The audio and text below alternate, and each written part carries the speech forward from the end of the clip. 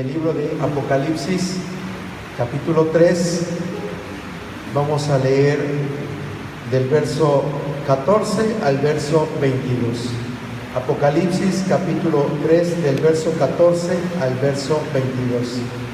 Qué bueno que están aquí presentes, hermanos, a pesar de la lluvia. Sabemos que está afuera lloviendo intensamente, pero qué bueno que usted fue sensible al llamado de nuestro Señor a estar juntos y en armonía, como dice su palabra. Cuando lo tengan, le invito a que se ponga en pie. Vamos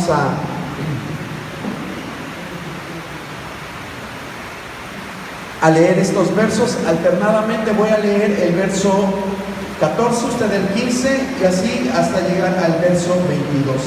Dice así la palabra del Señor en Apocalipsis capítulo 3, verso 14. Y escribe al ángel de la iglesia en la Odisea: he aquí el Amén, el testigo fiel y verdadero, el principio de la creación de Dios, dice esto: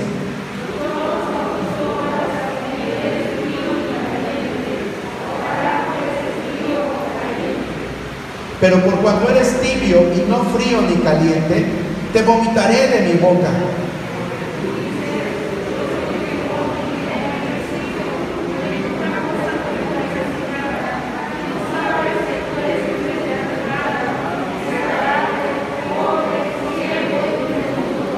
Por tanto, yo te aconsejo que de mí compres oro refinado en fuego, para que seas rico, y vestiduras blancas para vestirte, y que no se descubra la vergüenza de tu desnudez, y unge tus ojos con colirio para que veas.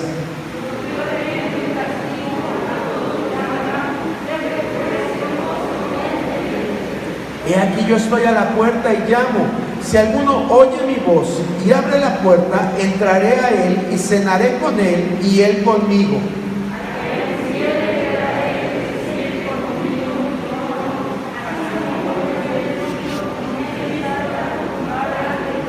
Todos juntos, el que tiene oído, oiga lo que el Espíritu dice a las iglesias. Señor, te damos gracias en esta hora por esta oportunidad que nos das ahora de meditar en tu palabra. Permite que sea de sumo provecho a la vida de cada uno de mis hermanos y a mí mismo, Señor.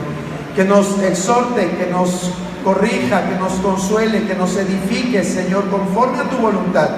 Y que todo aquello que en esta hora quiera venir en contra para distraernos, para quitar la atención, le echamos fuera en el nombre de tu Hijo amado Jesucristo, para quien le damos toda la gloria y la honra. Amén. Puede sentarse, hermano, en esta tarde noche. Nos habíamos quedado inconclusos, pero yo creo que hoy sí terminamos. Y bueno, no es que les dé falsas esperanzas, pero yo entiendo que a veces decimos ya mucho tiempo con un tema, pues hay que cambiar. Pero es muy interesante estos mensajes. Estamos viendo ya el mensaje a la última iglesia de las 7 que están mencionadas en el Apocalipsis, el último mensaje. Y les había mencionado la vez pasada que esta iglesia de la Odisea representa a la iglesia de nuestros tiempos. Representa a la iglesia de nuestros tiempos. Una iglesia tibia. No nada más estoy hablando de esta iglesia, sino, vuelvo a repetir, en todo nuestro planeta. A eso se está refiriendo la condición que va a haber o que está habiendo en la mayoría de las iglesias. Habíamos visto quién era el que escribía. Se describe Jesucristo como el Amén, como el fiel y verdadero, y como el principio de la creación. Habíamos visto esto. También vimos que esta iglesia, por más que le buscamos en cada uno de los versos, no hay ninguna cuestión a favor de ella. No hay nada favorable para ella. Entonces sí es de suma gravedad, porque incluso Sardis, que era la iglesia que tenía nombre de que estaba viva pero estaba muerta, Jesucristo todavía dice: pero hay todavía unos pocos que retienen mi nombre. Es decir, todavía hay un remanente que estaba tratando de hacer la voluntad de Dios. Pero en la Odisea no había nadie, hermano. Estaban completamente perdidos. Era una iglesia apática. Era una iglesia indiferente. O como mismo Jesús dijo, una iglesia tibia. Algunas de las características que pueden describir esta tibieza, yo encontré aquí algunas características, es que había dentro de esa iglesia 5 cosas. A lo mejor puede ser que encontremos más, o que usted pudiera añadir otro, o quitar alguna. Bueno, quitar no creo, pero lo cierto es que había varias cosas dignas de que Jesucristo les llamara la atención. Cuando ellos dicen, soy rico, me he enriquecido y de nada tengo necesidad, con esto están declarando que había un orgullo en sus corazones, un orgullo como el de los fariseos de los tiempos de Jesús. Esos fariseos eran los religiosos de aquel tiempo. Usted recordará que Jesús siempre les hablaba fuerte, les decía hipócritas. Dice, porque ven lo que está mal en los demás, pero en ustedes no ven. Dice, son como un sepulcro blanqueado, lleno de huesos secos. ¿Sí? Y les hace ver esa realidad a los fariseos. Pero ¿sabe qué pasaba con los fariseos? En lugar de ser sensibles, se endurecían más. Se endurecían más. Eso es lo que muchas veces pasa en el corazón del ser humano, que es tibio. El típico cristiano tibio, y digo cristiano entre comillas, típico cristiano tibio, es aquel que siente que su vida espiritual la lleva bien, que va viento en popa, que no necesita nada, que ha comprado muchos libros y que sabe mucho de la Biblia, que sabe incluso mucho griego, mucho hebreo, que está al día en las últimas alabanzas, es el que está siempre al pendiente de todo, pero que a pesar de todo eso no vive lo que contiene, es decir, lo que él ha aprendido no lo vive, no lo ejerce. Entonces hay un orgullo farisaico, hay un crudo materialismo. Ese es el segundo punto, hay un crudo materialismo. El cristiano tibio es una persona que le interesa más lo material que lo espiritual. ¿Sí? Es una persona que está más interesada en expandir sus territorios, en ser una persona muy sobresaliente, en tener, si ya tiene un trabajo, pues quiere otro. Si ya empezó una empresa, quiere otra. Si tiene una casa, quiere más. Si quiere más, si tiene bienes materiales, sean cuales sean, quiere más, y quiere más, y quiere más. Y es esclavo de eso. Es esclavo de eso. O sea, el tener posesiones no es malo. El problema es cuando las posesiones nos dominan a nosotros. Son más fuertes. Es más fuerte el amor a las posesiones que el amor a Dios. Y Jesucristo dejó bien claro, dice, no puedes servir a Dios y a Mamón. ¿Quién era Mamón? Mamón era el dios de las riquezas, o el ídolo de las riquezas. Dice, no puedes, aunque tú digas, yo puedo, yo quiero, no se puede. Entonces eso también había en la iglesia de la Odisea, un crudo materialismo. Había también una marcada indiferencia.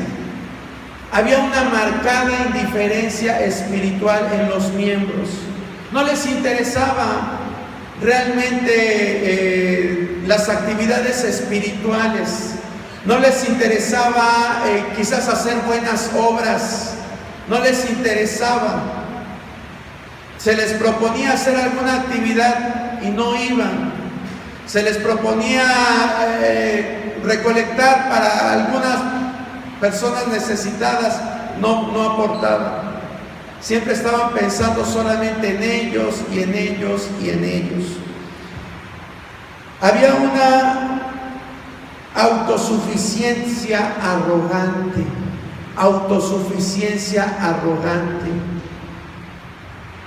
Decían, no tenemos necesidad de nada, y se lo atribuían a Dios. Decían, es que Dios está tan contento conmigo, me bendice tanto, Dios está conmigo. Pero no siempre el tener muchos bienes significa que Dios te esté bendiciendo mucho, ¿sí? Acuérdese lo que la iglesia de Esmirna decía. La iglesia de Esmirna era lo contrario de la Odisea. Ellos decían, soy pobre, pero Jesús les dijo, tú dices ser pobre, pero en realidad eres rico. ¿Por qué? Porque la mayoría de miembros de la iglesia de Esmirna era gente proletaria, era gente obrera, ¿sí? Y en la Odisea no, la mayoría era gente pudiente. Yo me imagino a la Odisea que era así como esos lugares, como cuando yo andaba en el mundo, había antros que decían, nos reservamos el derecho de admisión. Y la gente quería entrar al local, quería entrar a divertirse, pero había unos guaruras ahí que solamente a los que ellos escogían, esos podían entrar. Y así, aunque tú estuvieras mucho tiempo ahí esperando para poder entrar, ellos te negaban la entrada. ¿Por qué? Porque se reservaban el derecho de admisión. Ellos decían, esa persona se ve bien, se ve de buena clase, se ve que tiene dinero, entonces esta pasa. Esa, como no se ve de buena clase, mejor esa que no entre. Yo creo que así era esta iglesia de la Odisea, ¿sí? Se ponían a ver, híjole, vamos a invitar a la hermanita esta que se ve que tiene un Rolex, mira ese Rolex precioso que su esposo trae en la muñeca, o mira cuántos anillos tiene, cuántas collares, cuántas pulseras, ¿sí? Dados mucho al materialismo. Hoy hay doctrinas que están enfocadas en hacer creer a la iglesia que si tú eres rico, que si tú tienes mucho dinero, es porque Dios está contigo. Pero que si tú estás pobre, es que estás maldito por Dios. Porque para ellos dicen que la pobreza es una maldición, y que los hijos de Dios no tienen que vivir en pobreza, sino en riqueza, ¿sí? Y toman el pasaje de la Biblia donde dice que Jesucristo nos vino a hacer ricos. Él vino a hacerse pobres para hacernos ricos. Lo toman como algo literal, no lo toman como algo espiritual, sino como algo literal. Y hay muchas iglesias en nuestros tiempos como la Odisea, ahí donde hacen mucha propaganda de la doctrina de la prosperidad, que yo creo que no hace falta tocar mucho ese punto, pero usted sabe que hay una doctrina de la prosperidad, ¿sí? Y que se predica mucho en nuestros tiempos. A eso te lleva, a sentirte más que los demás y a creer que las riquezas es lo más importante. Entonces así estaba esta iglesia de la Odisea. Vamos a recapitular. Había en ellos un orgullo farisaico, había un crudo materialismo, había una marcada indiferencia, había una autosuficiencia arrogante, y finalmente había un engreimiento espiritual. Un engreimiento, eran soberbios espiritualmente. Eran soberbios espiritualmente. Eran de esas personas que les decías, oye hermano, te digo en buen plan, mira, vamos a buscar más la presencia del Señor. ¿Yo para qué? Si yo estoy bien con Dios, tú búscalo, tú lo has de necesitar, ¿sí? Así hay mucha gente que piensa que ya no necesita más de Dios, que ya no hace falta nada, ¿sí? Porque uno de los pensamientos que hoy tiene mucho el mundo cristiano es que ya Jesucristo pagó todo el precio. Yo no sé si usted ha escuchado esa frase: Jesucristo ya pagó todo el precio, ya tú no tienes que hacer nada, porque Él ya lo pagó todo. Entonces, como ya lo pagó todo, pues tú ya te puedes sentar muy tranquilamente a esperar solamente las bendiciones de Dios. Son frases que se han hecho muy populares en la iglesia cristiana. Así como también esa frase que dice: Dios te acepta como tú eres, ven a Él, ven a sus plantas de Jesucristo, Él te acepta como eres, ¿verdad? En un afán de jalar más personas al cristianismo, cometemos el error de decir este tipo de frases: ven, Dios te acepta como eres. Sí, Dios te acepta, pero lo que espera es que tú cambies. Lo que pasa es que en nuestra mente, si no aprendemos a usar bien las palabras, caemos en conformismo. Estos dos tipos de oraciones o de expresiones nos llevan a eso, a un conformismo espiritual. Pues si Dios me acepta con todos mis defectos, pues aquí estoy, Señor Dios. Tengo 20 años de ser adúltero. Sabes, Señor Dios, que cómo lucho para ya no ser adúltero. Tú sabes que procuro ir los domingos a la reunión, Señor. Tú sabes que me esfuerzo, Señor, que oro 5 minutos antes de acostarme. Tú sabes que he luchado contra esos vicios que tengo, contra el cigarro, contra el alcohol. Tú lo sabes, Señor, pero yo sé que tú me amas como eres.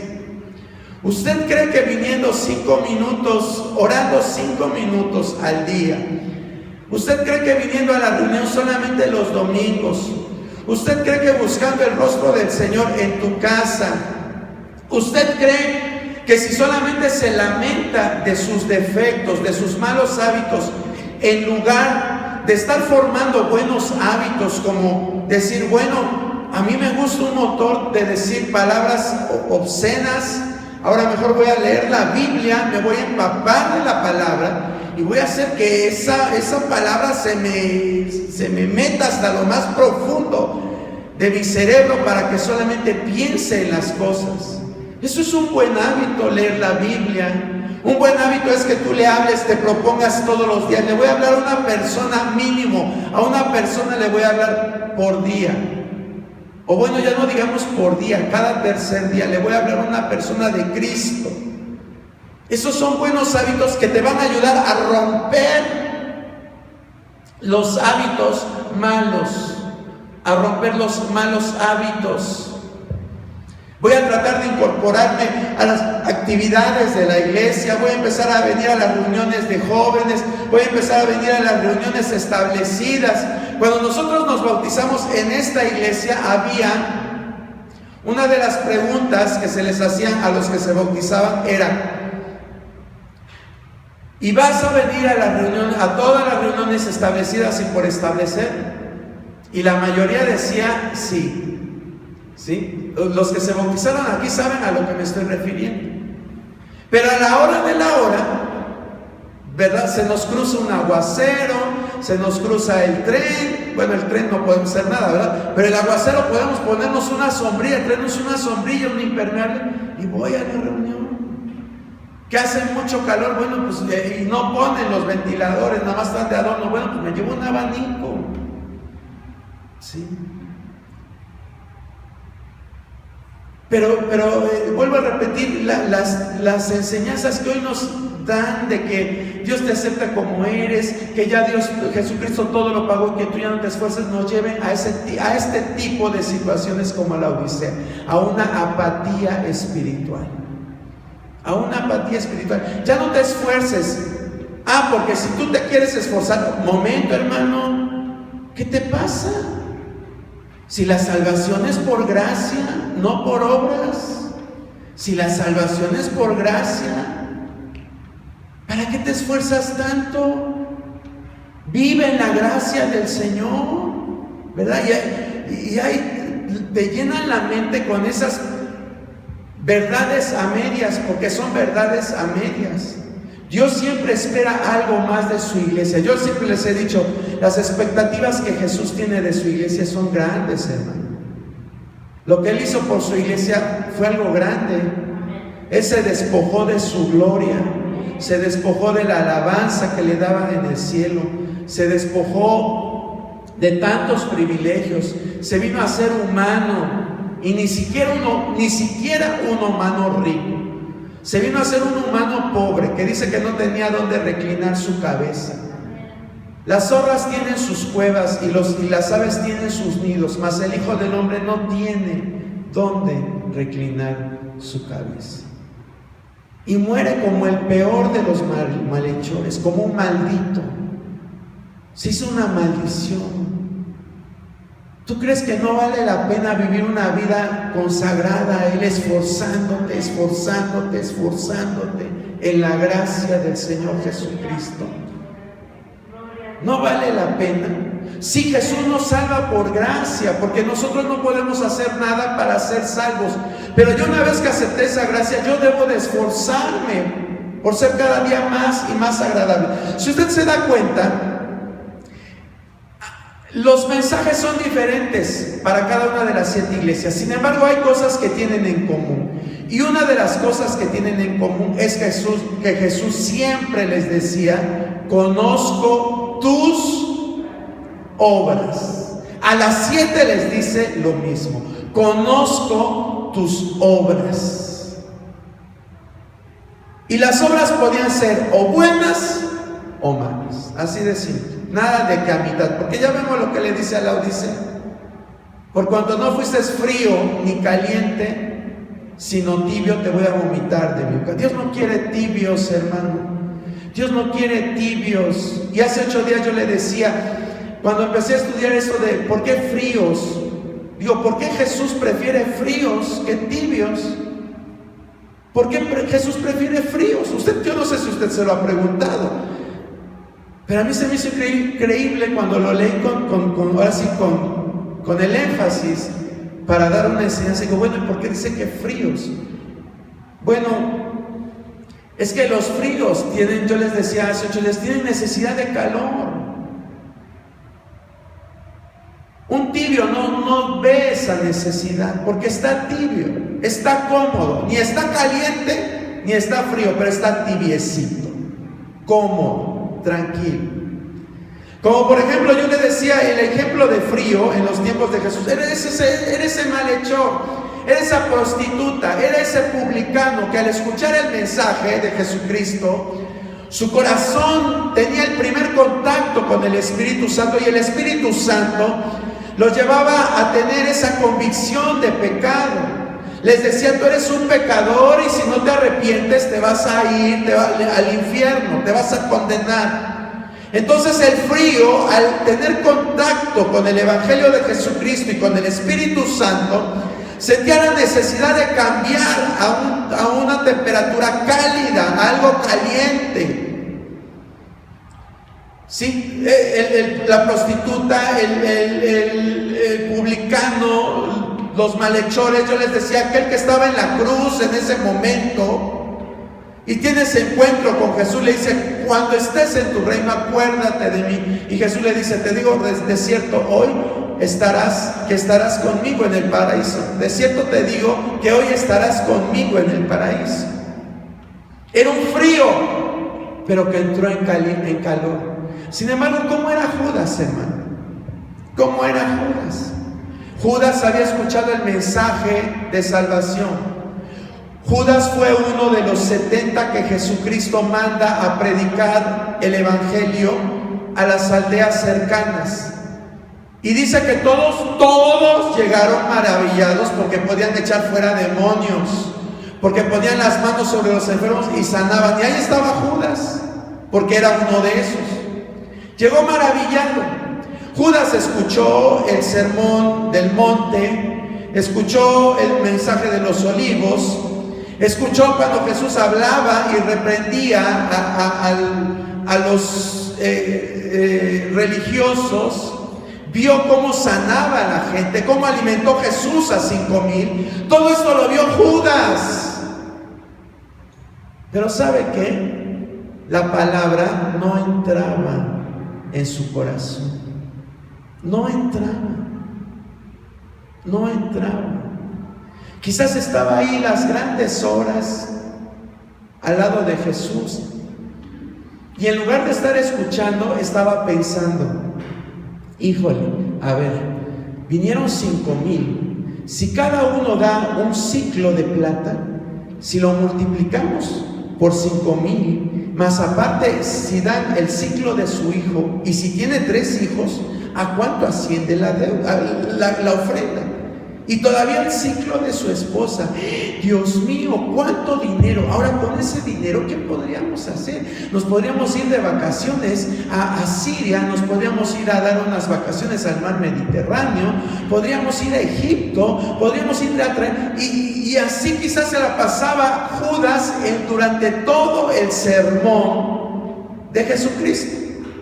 Ahí estaba parado, ahí estaba dispuesto a ayudar, pero su mente andaba divagando en otras cosas, como nos pasa a muchos en la iglesia en nuestros días.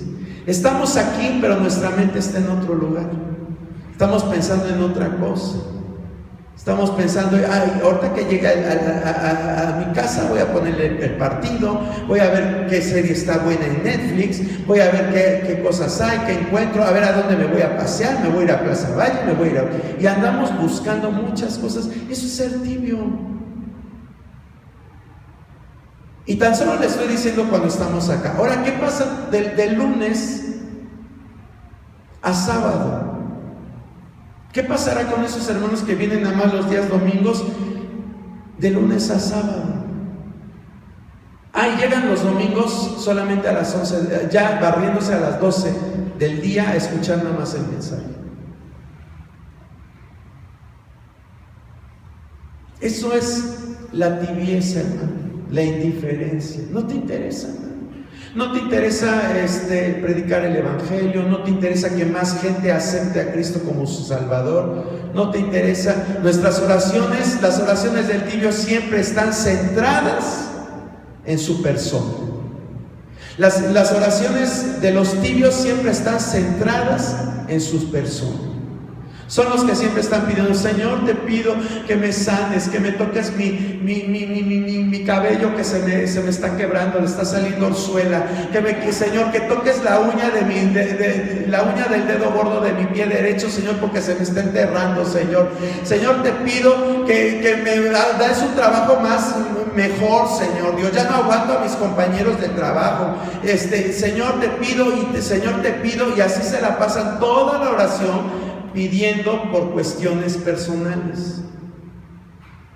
Pero nunca se acuerdan de los misioneros que están en Corea del Norte, en China, en Pakistán, en Sudáfrica. Nunca se acuerdan de pedir por el pueblo de Israel. Nunca se acuerdan de pedir por los necesitados. Nunca oran fervientemente o fervorosamente por la situación que impera en nuestra región de criminalidad. No nos gustan esas oraciones.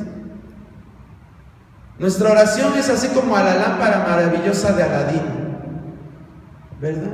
Esperando que el Señor nos conteste y nos haga un milagro.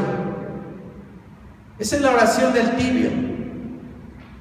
No ora por cosas. Señor, te pido por los niños que están siendo violados en esta hora, Señor. ¿Cuántos niños hay? Voy a buscar a ver, Señor, estadísticamente cuántos niños violan cada que determinado tiempo, cada cuánto abusan de un niño, cada cuánto están golpeando a una mujer, cada cuánto matan a una mujer. Señor, yo voy a pedir por eso, Señor, que se detenga, y no voy a dejar de orarte, Señor, hasta que yo empiece a ver respuesta a mi oración, Señor, porque tu palabra dice que la oración del justo puede mucho. Y empezar a tener ese tipo de luchas con el Señor. Esas son las luchas que Dios espera de su iglesia. Luchas por la humanidad, por el necesitado.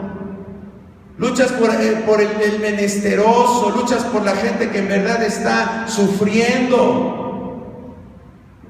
A veces decimos: ay, Señor Dios, es que me regañaron en mi trabajo, y Señor Dios, quita a ese hombre que es mi jefe, quítalo, Señor. Yo te pido, Señor, y declaro que ese hombre se va de ese lugar.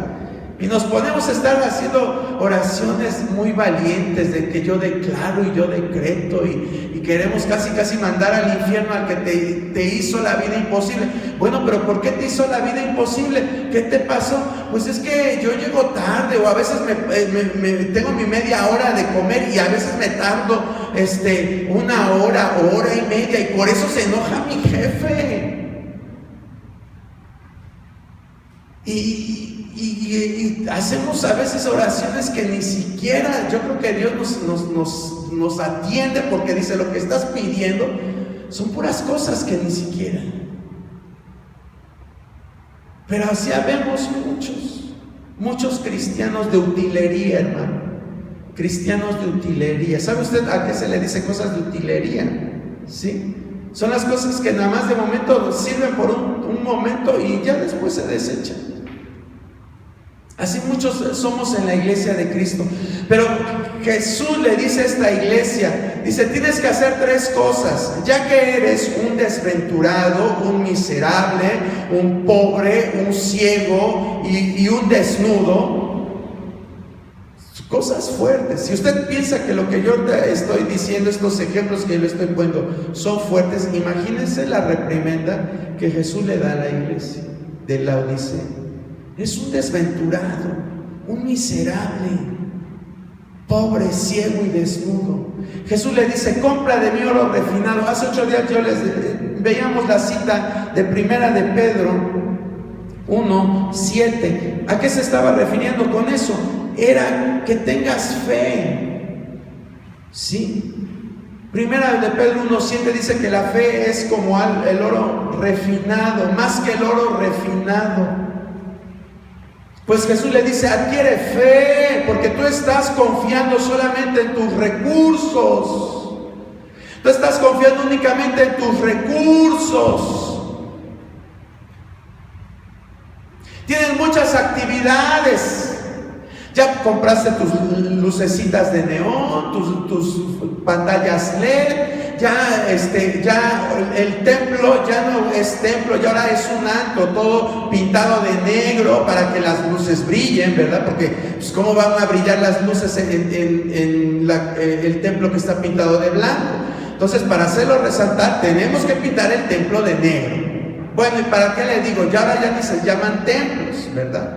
Porque ahora ya son centros cristianos, ¿sí? Ya ahora son centros cristianos, ya no son templos. ¿Y por qué ya no son templos? Ay, no, es que templo es como una palabra muy anticuada, como muy antidiluviana. La gente no va a querer ir a un templo. Mejor ahora les decimos los centros cristianos. O mejor aún, vamos al auditorio. Oiga, hermano, ¿y por qué en lugar de decir Iglesia Universal de Dios AR, por qué no le ponemos Iglesia Universal de Dios AC? ¿Asociación Civil? Pues sí, hermano. Pues sí, somos civiles, ¿no? Porque para cambiar cosas, para eso estamos bien buenos. Le buscamos la forma de que embonen las cosas de acuerdo al pensamiento humano. Ya que no sea AR, ahora que sea AC. Ah, bueno. Y pues mejor, ¿qué le parece si pintamos el escenario? Ahora ya no es ¿cómo le decimos? Ya no es el altar, bueno. Le decimos así comúnmente: ya no es el altar, ahora es el escenario, ¿verdad? Oye, hermano, y si le ponemos ahí unas lucecitas que brillan y enfocadas al que canta la alabanza, y si le echamos humito, hermano, cuando está así bien prendida la alabanza, que empiece a salir el humito, para que los hermanos piensen que ya están en el cielo, en las nubes. Y es un efectazo, hermano. Va a ver cómo la gente se va a transportar y va a sentir un éxtasis como lo que vivió Pedro.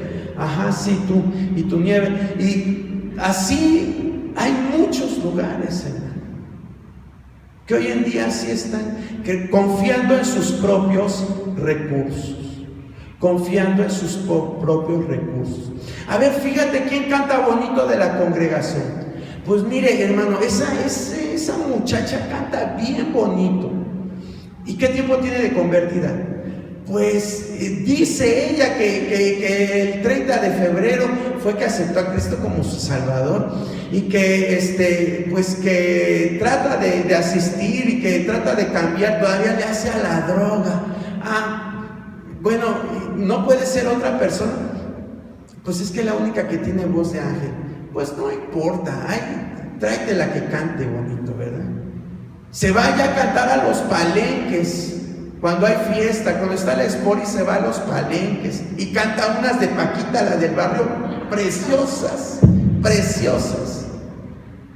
Pues no importa, al fin y al cabo ya aceptó, ya confesó a Jesucristo como su Salvador, no importa, ya con que tú hayas aceptado a Cristo, acuérdate que salvo, siempre salvo, ya métela ahí al coro, que cante. Si necesitamos una voz que cante bonito, no importa lo que haya hecho, que cante bonita. Y así está llena las iglesias, hermano, de gente que toca instrumentos tibios, de gente que canta tibia, de gente que predica o que predicamos y que somos tibios. Y así está mucha iglesia de Cristo. Vemos muchos pastores sin discernimiento, que poco a poco, con tal de tener a la gente contenta, les decimos que sí a todo. Les decimos que sí a todo. Oiga, hermano, la hermanita Yuri canta una canción bien bonita, ¿y qué dice la canción? Pues canta cosas bonitas, pero ¿a quién está dirigida? Pues quién sabe, solo habla del amor. Pues vamos a implementarla como la canta ella, y que es cristiana, ¿verdad? Pues vamos también nosotros a meterla ahí en el repertorio de cantos de la iglesia. Y ahí estamos cantando, trayéndolo del mundo a la iglesia. Y si alguien dice algo, ay hermano, eres bien religioso, eres bien cuadrado, ya cambia, súbete a la nueva ola del Espíritu Santo, súbete a la nueva ola, te estás ahí, eres muy conservador. Y poco a poco así se va infiltrando el mundo dentro de las iglesias. ¿Por qué le estoy diciendo esto? Porque así era la Odisea. Ellos decían, pues si soy rico, ¿para qué quiero el derramamiento del Espíritu Santo? Si mejor con tecnología puedo envolver a la gente, puedo atraer a la gente. Hoy se hace una campaña evangelística más pensando en los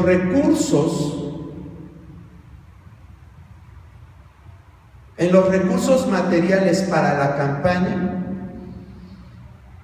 que en buscar realmente la presencia de Dios que esté en ese evento. Hoy todos esos conciertos que vemos de los cantantes populares, ¿verdad? ¡Ay, qué bonito estuvo, qué bonito, cómo tocaron! Todo eso que hacen, gloria a Dios que lo hagan, pero se gasta más en pantallas, más en luces, más en auditorio, más en traer, no, yo no quiero este teclado, tiene que ser con estas características, con estas especificaciones, y si no, no toco. Y hazle como quieras, no toco. Se pone más los ojos en las cosas materiales que en las espirituales. Así pasa. Una ocasión fue un hombre muy popular, fue al Vaticano, y uno de los obispos, de los cardenales que había, y lo lleva a recorrer la Capilla Sixtina y varias cosas que había en el Vaticano. Y este hombre, al que le están dando el recorrido, se queda maravillado con todo lo que había ahí en el Vaticano. Y le dice el cardenal a este hombre, dice, ¿cómo ven? En son de broma. Dice, ahora ya nosotros no tenemos necesidad de decir, no tengo oro ni plata. Sí, eso dice el cardenal. Dice, no tengo necesidad de decir, no tengo oro ni plata. Muy contento el cardenal, confiando en su riqueza material. Pero el hombre le dice, sí, pero tampoco puedes decir, no tengo oro ni plata, pero lo que tengo te doy. No puedes decirlo, ¿sí? Porque a lo mejor tienes mucha riqueza, pero espiritualmente estás bien muerto. estás bien muerto. Por eso es que surgen hoy doctrinas cesacionistas que ya no creen en los dones espirituales para nuestros tiempos, ¿sí? Ya no creen que las sanidades, que los milagros, que todo eso que prometió Jesús a su iglesia exista hoy en nuestro día. Pero no es que no exista, es que no lo buscamos, es que no hay una iglesia comprometida en buscar lo que Dios prometió a su iglesia. Bueno, le dice, compra oro refinado, que es la fe, y le dice, compra vestiduras blancas, dice, para que no sea descubierta tu desnudez. Ahí lo dice en Apocalipsis 3:18, dice, por tanto yo te aconsejo que de mí compres oro refinado en fuego para que seas rico, y vestiduras blancas para vestirte, y que no se descubra la vergüenza de tu desnudez. Porque él estaba diciendo que se comprara vestiduras blancas. Yo le decía hace 8 días, es que ahí en la Odisea se producía una lana negra que era muy valorada en aquel tiempo. La gente buscaba siempre esa lana negra, porque andar vestido con lana negra, era de ricos, ¿sí? No cualquiera se vestía, entonces la gente buscaba vestirse con esa lana negra para tener un estatus. Pero Jesús le dice, o sea, no compres de esa lana negra, compra vestiduras blancas. ¿Y qué representan las vestiduras blancas? Vea usted lo que dice ahí en Apocalipsis 19:8. Si alguien lo tiene, a ver, ayúdeme por favor. Creo que ya hablé mucho y no dejé que ustedes hablen.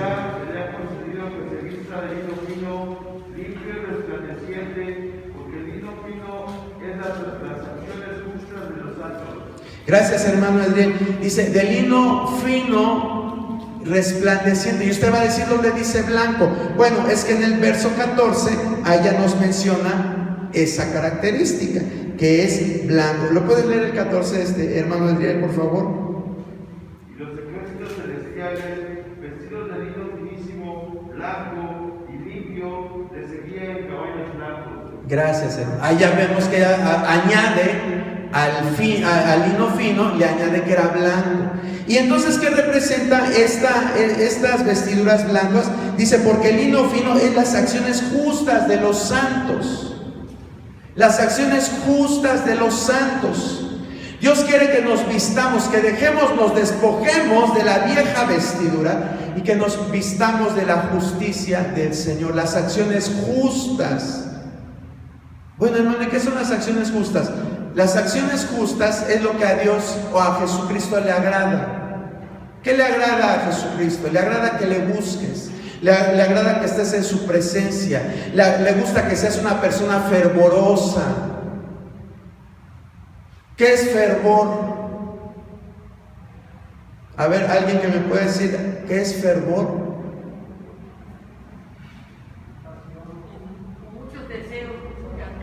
Mucho deseo, pasión, eso es fervor. Una persona fervorosa es a la que no la tienen que ser diciendo, ándale, vamos. Como nuestros hijos adolescentes, ¿verdad? Oye, hijo, ponte a barrer el patio. Sí, ahí voy. Ándale, pasan 5 minutos. Ándale, hijo, por favor, ahí voy. Por favor, hijo, pasa media hora. Ahí voy. Pasa 1 hora. ¡Ay, qué bien mueles! ¿Por qué no me dejas en paz? Después de 1 hora y todavía se enoja. Eso no es fervor. Fervor es cuando te dicen, vamos a hacer esto, y tú, sí, vamos. Eso es fervor. Como cuando tu primer amor, tu novia o tu novio te decía, oye, ¿qué te parece si vamos al Pico de Orizaba? Y a ti no te gusta el frío, pero como te lo propuso él o ella, entonces dices, sí, vamos corriendo. Y a las 7 de la 5 se citaron a las 7, pues 5 para las 7 ya estás tú ahí puesto para escalar el Pico de Orizaba. Un ejemplo muy mundano de fervor, pero eso es, en las cuestiones espirituales es cuando tú dices, sí, vamos a hacerlo. Y aunque no te lo digan, la palabra de Dios nos dice, id y hacer discípulos. Bueno, pues Jesús me lo está diciendo, voy a ir a hacer discípulos. No dice que vaya el pastor, que vaya el diácono, que vaya el evangelista. No, dice a todo el que cree en mi nombre, vaya y haga discípulos. Pues Señor, yo tomo tu palabra en tu nombre, Señor, voy a hacer discípulos, porque eso te agrada. Eso es lo que busca el Señor. Y esas son las acciones justas. Las acciones justas es que ores, que busques al Señor en todo momento. A lo mejor no siempre vas a poder estar con tus rodillas dobladas, pero sí cuando vas quizás en el autobús o que vas caminando a algún lugar, puedes ir orando. Puedes ir orando. La palabra de Dios nos dice, orad sin cesar. Como nuestra respiración. Nuestra respiración es sin cesar. Nuestro latido cardíaco es sin cesar. Porque ¿qué pasa si se detienen estas dos funciones vitales? Nos morimos. Pues así es el cristiano. Mientras en tu vida ores solamente 5 minutos, ores nada más enfocándote en ti o en tus seres queridos, en tu familia, en tu perro, en todo lo tuyo, tu círculo nada más. Mientras ores así, no vas a ver cosas grandes de Dios. No vamos a ver cosas grandes de Dios. Porque somos tibios, vuelvo a repetir. Y Jesús dice que esas personas ni las apetece, ¿verdad? Como cuando vomitamos, ¿a poco ahí decimos, ay, voy a dejar aquí mi vómito para que aromatice todo mi cuarto? ¿Qué hacemos enseguida? A limpiar toda esa porquería porque va a apestar todo mi cuarto. Así pasa en nuestra vida espiritual. Entonces esas son las acciones justas: orar, leer la palabra. Ay, hermano, ¿cómo ven sobre mis malos hábitos? Lee la palabra. Ponte a leer la palabra. Ay, hermano, es que apenas te llevo 5 minutos leyendo, ya me dio sueño. Pues pídele al Señor, o ponte a leer con tu familia o con algún hermano. Dile, hermano, ayúdame a orar, ayúdame a leer la palabra. Ayúdame. Para eso debemos de buscar a nuestros hermanos, no para ir y decir, ay, hermano, ¿viste cómo estuvo la reunión? ¿Cómo estuvo la reunión? ¿De qué hablaron? Ay, ¿y quién vino? ¿Quién no vino? ¿Y viste que nada más estaba plática y plática? Ahora, ¿ya viste cómo se vistió? Ay, de veras que... O sea, no. Busca a tus hermanos de la iglesia para leer la palabra, para orar. Y ayúdame, porque soy una piedra y me duermo. Ayúdame, entre los dos vamos a leer. Entre los dos vamos a orar. Para eso es nuestra vida espiritual. Las acciones justas. Dice que Él nos va a poner lino fino, vestir de lino fino, que son las acciones justas. Las acciones justas es cuando tú ayudas a alguien necesitado, alguien que no tiene, que tú estás velando por esa persona. Cuando dices, bueno, a lo mejor yo no veo que la iglesia esté haciendo algo, pero yo voy a hacer.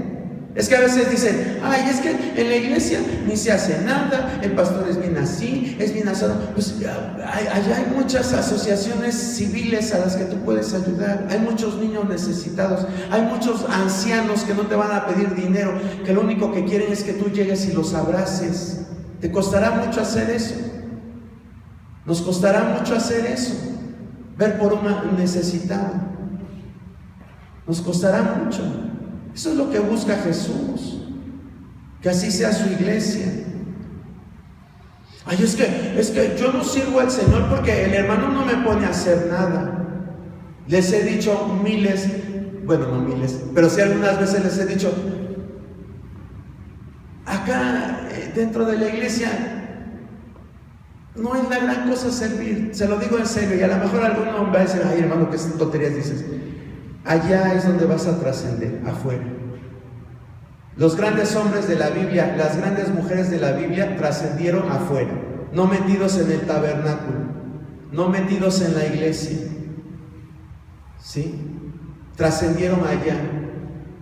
Y como les dije, se escucha del rey David, se escucha del rey Ezequías, del profeta Isaías, del profeta Jeremías, se escucha de Pablo.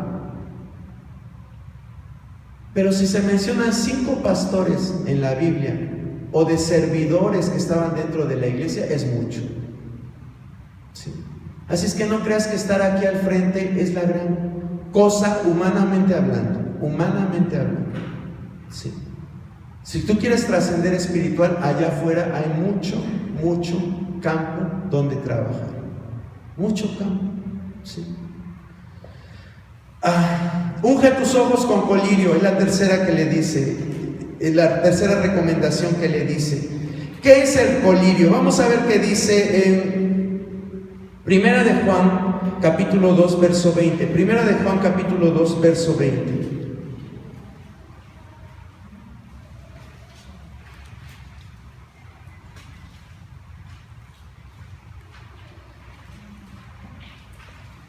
Pero vosotros tenéis la unción del Santo y conocéis todas las cosas. Gracias, hermano Adrián. Dice, pero vosotros tenéis que tenían estos cristianos a los cuales les hablaba Juan, la unción, tenían la unción. Eso es lo que representa el colirio. Dijimos que en la Odisea había un muy buen colirio lo fabricaban los médicos de aquel lugar, que eran médicos muy buenos, que estaban en la Odisea y fabricaban ese colirio que era muy bueno. Iba gente de otros lugares a comprar ese colirio para los ojos porque era una maravilla. Pero Jesús le dice a la iglesia: estás ciego. Aunque te compres ese colirio que te va a servir para 3 días y lo compres carísimo, ese no te va a servir. ¿Qué debes de buscar? La unción. La unción. Eso es lo que debes de buscar, la unción.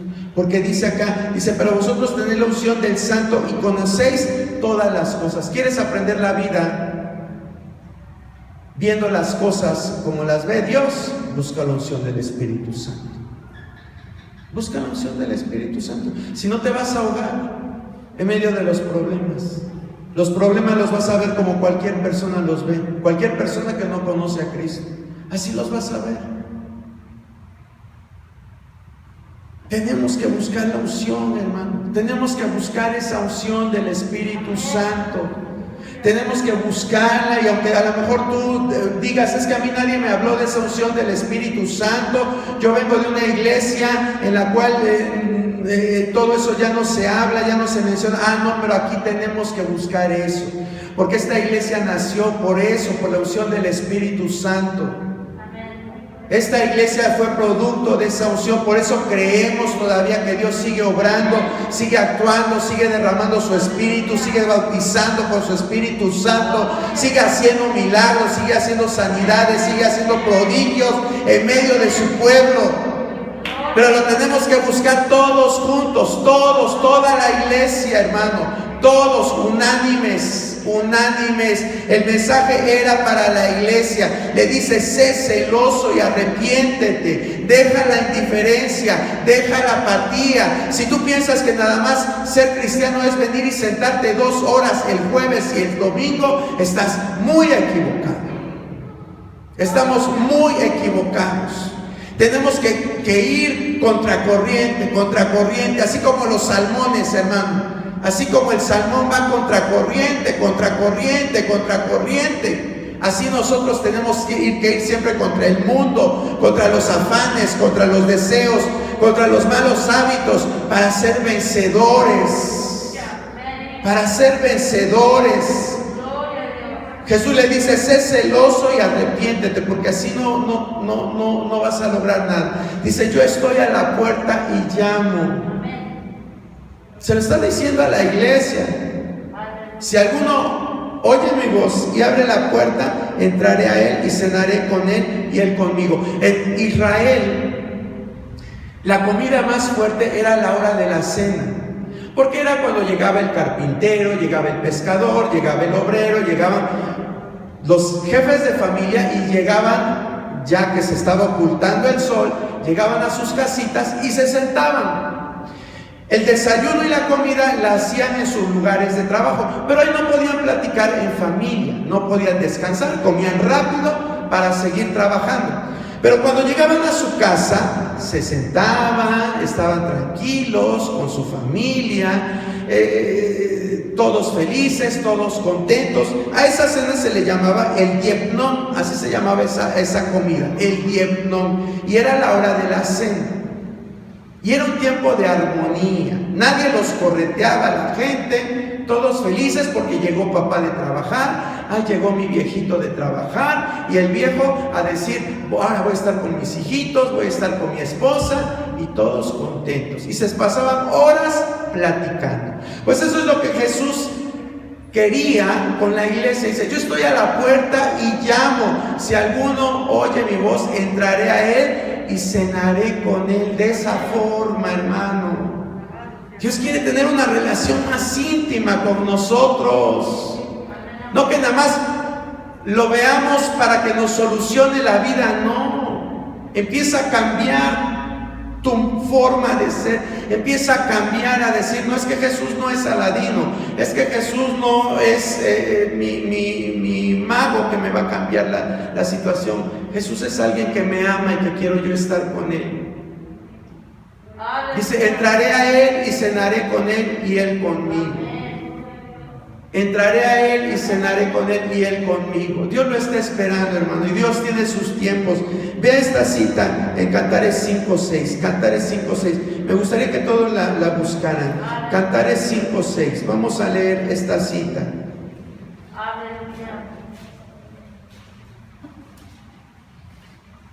Usted sabe que este libro habla de un romance, ¿sí?